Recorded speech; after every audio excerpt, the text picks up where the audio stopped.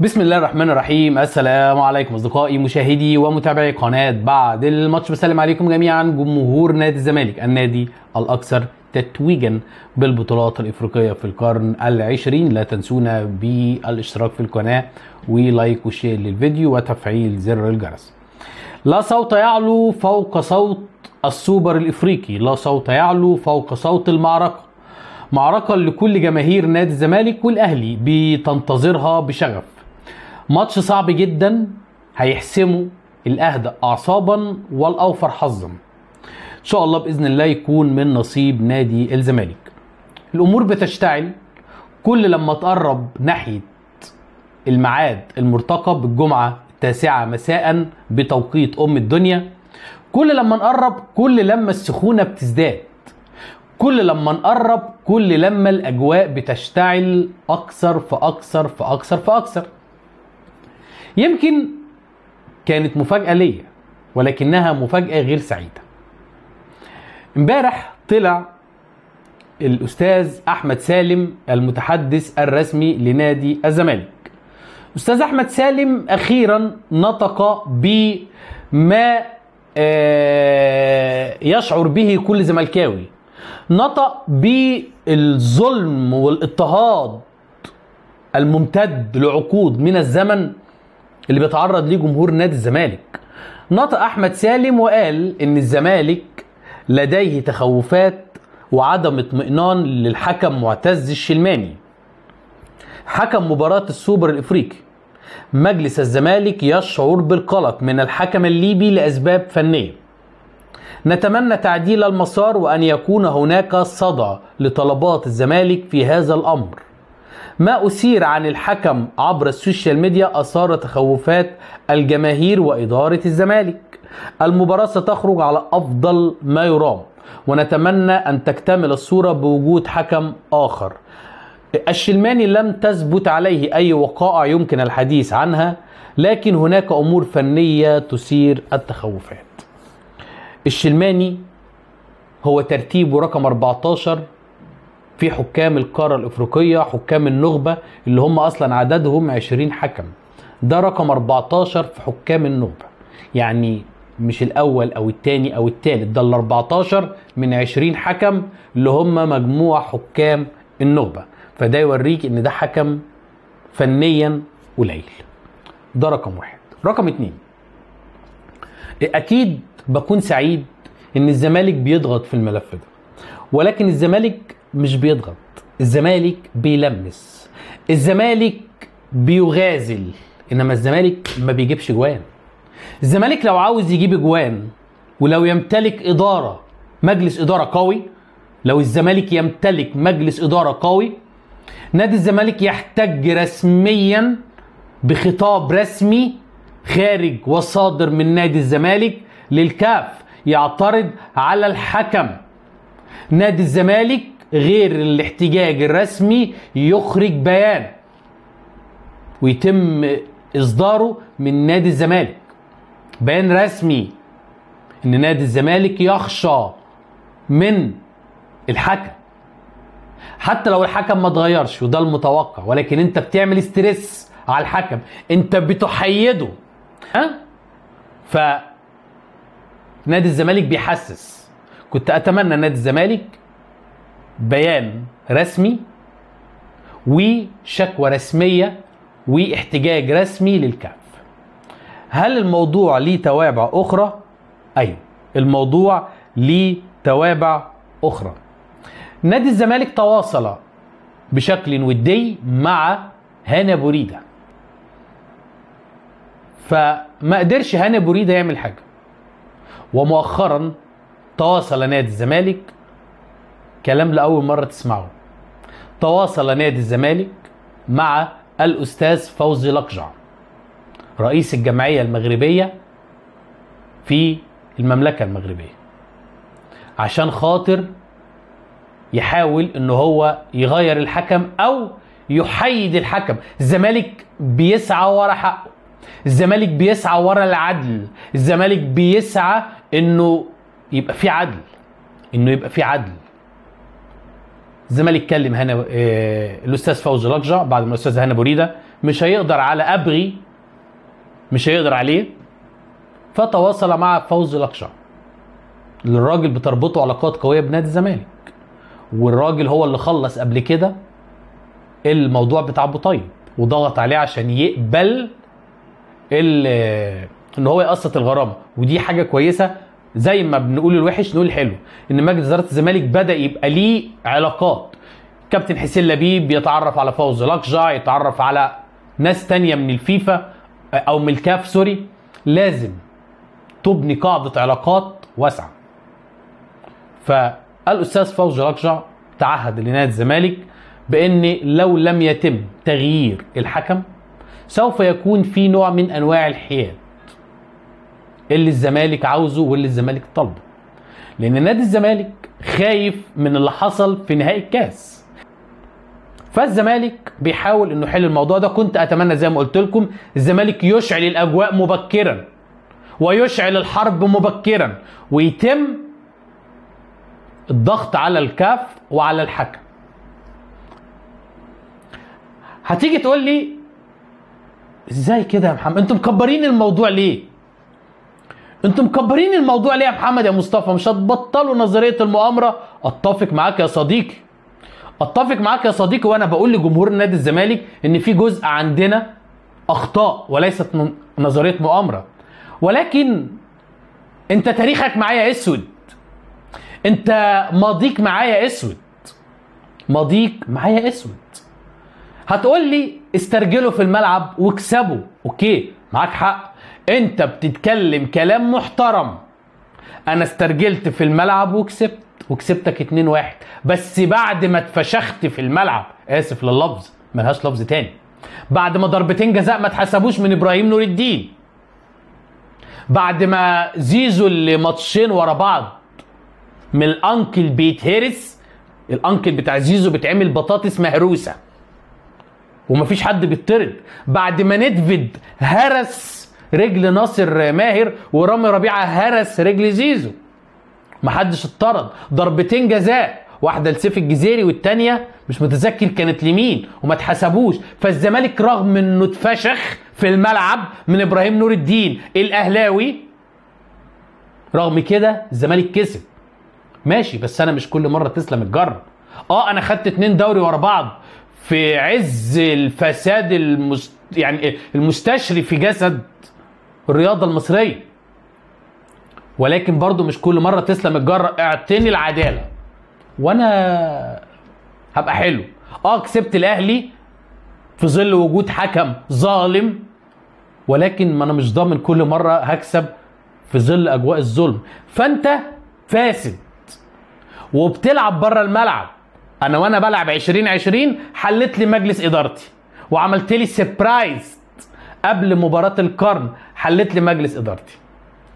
حلو. ضربه جزاء ما اتحسبتش، حكم الفار بيتغير، رضوان جيد اتغير مكان رضوان جيد وجبته حكم فار تاني. المهدي عبيد تم ايقافه مرتين لشبهه فساد كان طرفيها النادي الاهلي في اخر 5 سنين، اتوقف عشان شبهتين فساد لصالح الاهلي. فانت بتقول لي ان ده صدفه؟ انت بتقول لي ان ده صدفه؟ محمد ناصر اللي حسب لك ماتش الرجاء المغربي، الكره اللي جت في الفخذ وجابها من الزاويه اللي هي جت في ايد اللعيب وصعدت من قبل النهائي للنهائي بفساد كعادتك. الترجي التونسي السنه اللي فاتت في الدوري الابطال افريقيا الاخير اللي انت اخدته، الترجي التونسي رفض محمد ناصر لانه عارف الاعيبك، لانك بقيت مفضوح وسيرتك على كل لسان، فالترجي عرفك والكاف ابعد محمد ناصر. الحكم محمود عثمان اللي طلع اعترف مع الكابتن مدحت شلبي ان هو كان بيتلاعب في وقت الاصلي بتاع مباراه الاتحاد عشان يكسبك، دي تصريحات رسميه. محمد فاروق اللعيب لما يطلع يقول اتصلوا بيا بيحسبوني الحكم قبل الماتش وبيقولوا لي خليك معانا ومش عارف ايه والكلام ده كله، قلت لهم انا مش محمد فاروق الحكم، انا محمد فاروق اللعيب. وغيره راينر تسوبل مدير الفن السابق للنادي الاهلي اللي طلع قال ان هو عارف الاهلي بياخد بطولاته ازاي وبيكسب بطولاته ازاي بالتحكيم وغيره وغيره. مش هجيب لك بقى من ايام حسن شحاته، انا بجيب لك من الايام القليله الماضيه. فانت ماضيك اسود معايا، وانا لازم كمجلس اداره نادي الزمالك عارف ان ده نادي فاسد بيلعب خارج الملعب باساليب قذره، ذكرت لك جزء بسيط منها، فكان لازم الزمالك يضغط بخطاب رسمي وشكوى واحتجاج رسمي. ان شاء الله باذن الله الزمالك ينتصر رغم الفساد. طيب عاوز اقول لك ان الباشا احمد بلال بعد ما غلط في الزمالك وجماهيره، وبعد ما غلط في كيان عريق زي نادي الزمالك، واحمد بلال اصلا تاريخه كله في ماتشات القمه جون واحد. الجون ده ممكن احمد بلال يلفه يكيسه كويس ويحطه لو في درج في المكتب عنده فاضي، يعني يحط الهدف ده يكون ذكرى، لو على سي دي ولا حاجه يحط الهدف ده على سي دي ويحطه في درج المكتب، هينفعه يقعد يتفرج عليه كل ما يبقى فاضي. طبعا بقى نجم، عمل اللي هو عاوزه، بقى نجم تلفزيون خلاص، بقى نجم ميديا. بعد ما غلط في الزمالك طلع مع سيف زاهر، سيف زاهر اللي يظهر لك وكأنه وجه طفل بشوش، انما خلف هذا الوجه انتوا عارفين خلفه ايه. فطلع احمد بلال امبارح ونادي الزمالك ونادي كبير، وطبعا احمد بلال لما لقى الدنيا هايجه عليه، وهقول لكم ليه دلوقتي هم عملوا الحوار ده. احمد بلال بيقول لك انا بقول لجمهور الزمالك حقكم عليا، والزمالك نادي كبير وانا ما اقدرش ان انا يعني اقلل منه، و نادي الزمالك نادي كبير والتصريحات اتفهمت غلط وكلام من هذا القبيل. هو ايه اللي حصل؟ اللي حصل ان لقوا في شحن معنوي للعيبه الزمالك، شحن معنوي ايجابي وغل معنوي من احمد بلال بعد التصريحات اللي قالها. فطبعا الميديا مش عاوزين ان نادي الزمالك يكون فيه شحن ايجابي، الميديا مش عاوزين ان نادي الزمالك يكون مغلول للفوز، فعاوزين يهبطوا المعنويات. على رأي عمرو دياب، المعنويات مرتفعة عيشة زمن دي ماهيش نافعة. يعني بنحب الهضبة وبنحب أغنيها. فلما لقوا المعنويات مرتفعة هم عاوزين ينزلوا المعنويات تاني، عاوزين يهبطوا بالمعنويات تاني. إنما على مين؟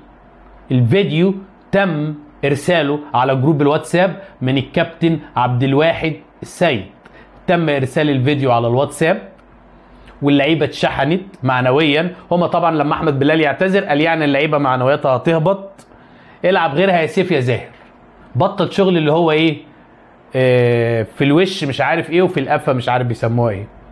فده اللي حاصل ودي الحكايه ودي الروايه، وان شاء الله لعيبه نادي الزمالك يكونوا على قدر المسؤوليه. زيزو ليه تصريحات مهمه، ليه موقع كاف. زيزو بيقول الزمالك معتاد على التتويج بالبطولات سواء المحلية أو الأفريقية.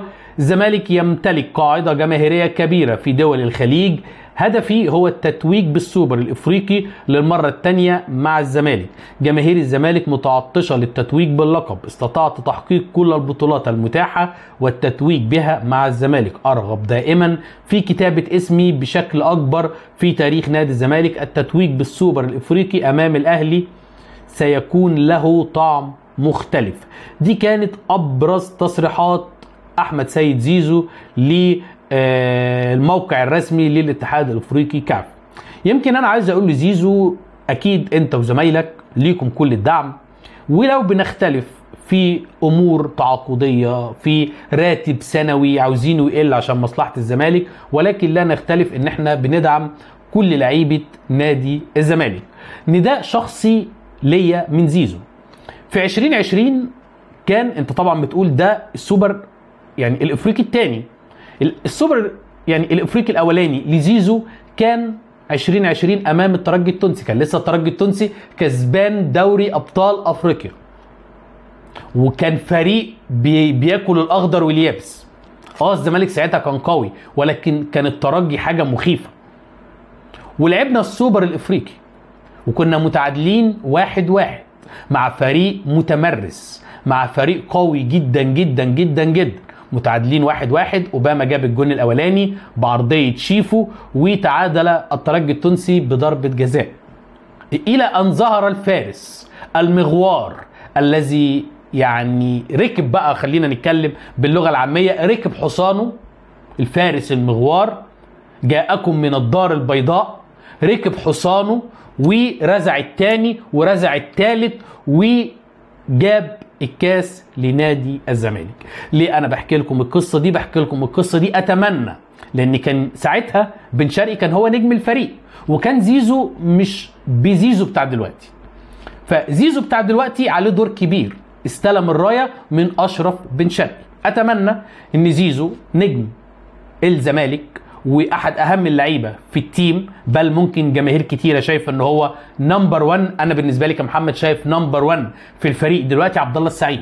ممكن انت تقول لي زيزو، ممكن حد تاني يقول ناصر ماهر، دي اراء شخصيه، ولكن خلينا نقول ان زيزو نمبر 1 عشان الناس اللي بتحب زيزو ما تزعلش مننا. خلينا نقول زيزو نمبر 1. فانا منتظر من نمبر 1 ان هو يصنع الفارق امام الاهلي، ان هو يديني البطوله، يكسبني البطوله، يكون لعيب مؤثر. ايوه الكوره لعبه جماعيه، ولكن لولا ميسي مع الارجنتين ما تاخدش كاس العالم.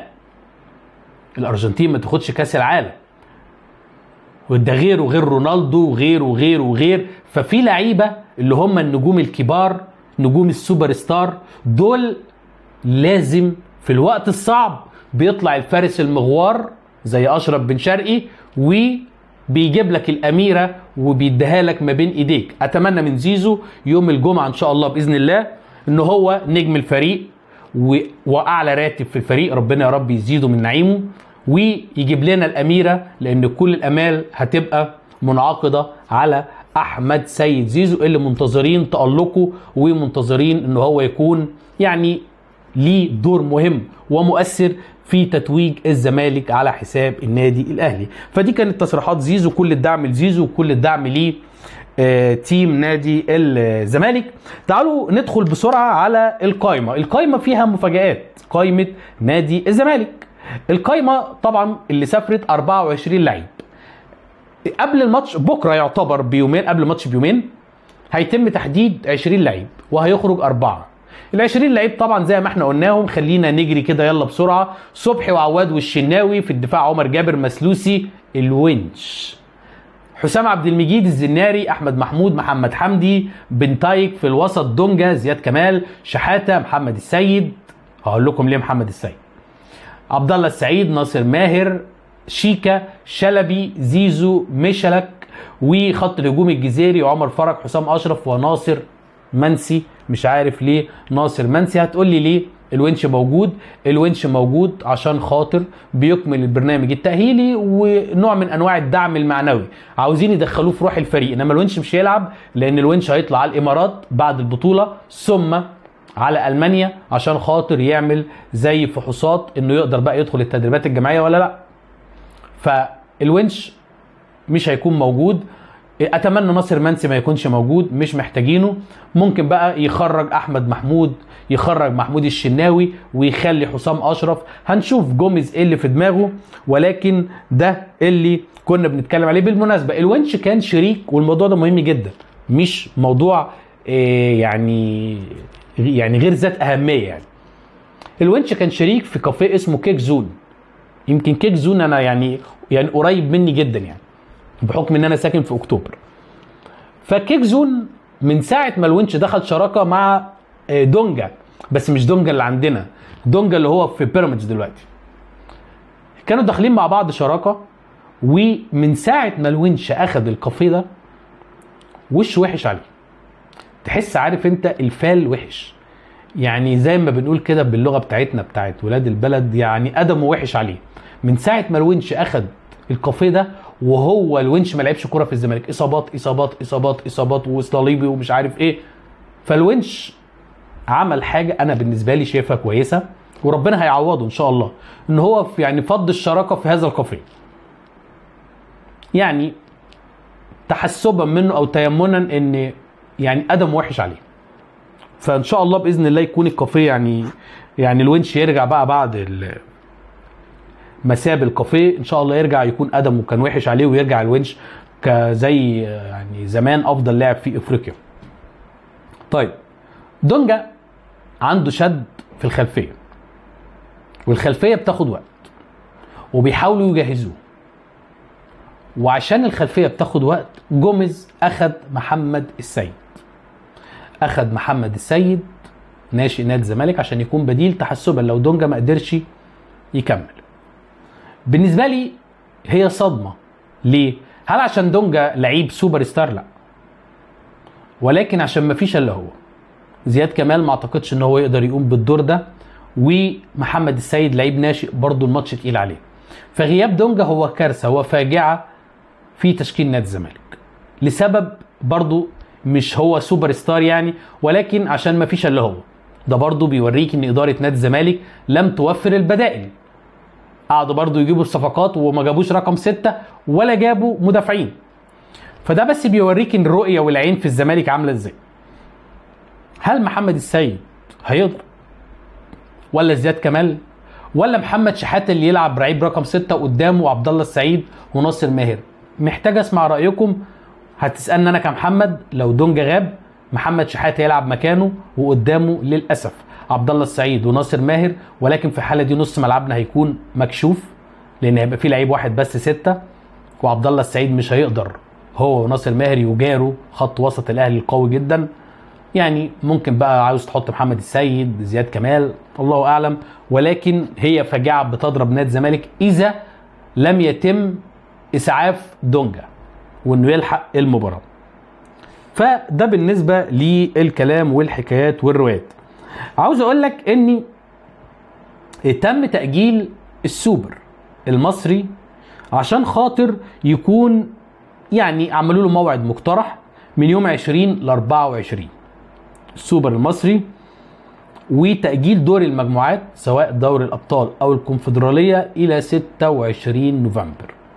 دي المواعيد الجديدة اللي بالنسبة لدور المجموعات ده خلاص أكيد 26 نوفمبر، ولكن السوبر المصري اتحط له موعد مبدئي من 20 ل 24 في الإمارات. السوبر المصري مش هنطول عليكم، ولو في جديد هنطلع ان شاء الله مع بعض في فيديو اخر. سعدت جدا بيكم، وان شاء الله نتقابل دايما على خير وصحة وسعادة. ما تنسوناش في نهاية الفيديو لو لسه بطل ومكمل معانا اكتب لنا ان انت بطل يعني، وما تنساش الاشتراك في القناة واللايك والشير للفيديو. اشوف حضراتكم على خير بإذن الله تعالى، والسلام عليكم. على الف سلامة.